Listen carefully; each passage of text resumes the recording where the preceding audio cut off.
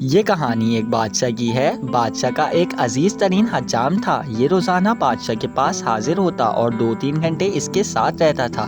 اس دوران بادشاہ اپنی سلطنت کے امور بھی سر انجام دیتا رہتا اور حجامت اور شیو بھی کرواتا رہتا تھا۔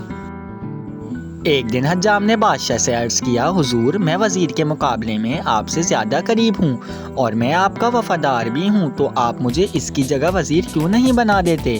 بادشاہ مسکرایا اور اسے جواب میں کہا، میں تمہیں وزیر بنانے کے لیے تیار ہوں، لیکن تمہیں اس سے پہلے ایک ٹیسٹ دینا ہوگا۔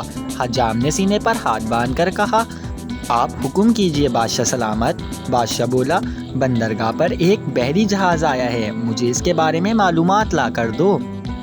حجام حکم کی تکمیل کرتے ہوئے دوڑ کر بندرگاہ پر گیا اور واپس آ کر بولا، جی بادشاہ سلامت، جہاز وہاں کھڑا ہے۔ بادشاہ نے پوچھا، یہ جہاز کب آیا؟ حجام دوبارہ سمندر کی طرف بھاگا، واپس آیا اور بتایا، 2 دن پہلے آیا ہے بادشاہ۔ بادشاہ نے کہا، یہ بتاؤ یہ جہاز کہاں سے آیا؟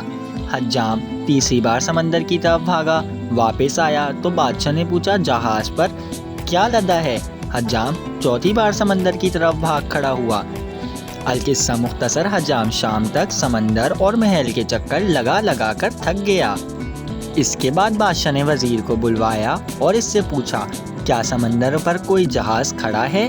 وزیر نے ہاتھ باندھ کر عرض کیا، جناب، 2 دن پہلے ایک تجارتی جہاز اٹلی سے ہماری بندرگاہ پر آیا تھا۔ اس میں جانور، خوراک اور کپڑا لدا ہے۔ اس کے کپتان کا نام یہ ہے۔ یہ 6 ماہ میں یہاں پہنچا ہے۔ یہ 4 دن مزید یہاں ٹھہرے گا، یہاں سے ایران جائے گا اور وہاں 1 ماہ رکے گا، اور اس میں 209 لوگ سوار ہیں، اور میرا مشورہ ہے ہمیں بحری جہازوں پر ٹیکس بڑھا دینا چاہیے۔ بادشاہ نے یہ سن کر حجام کی طرف دیکھا۔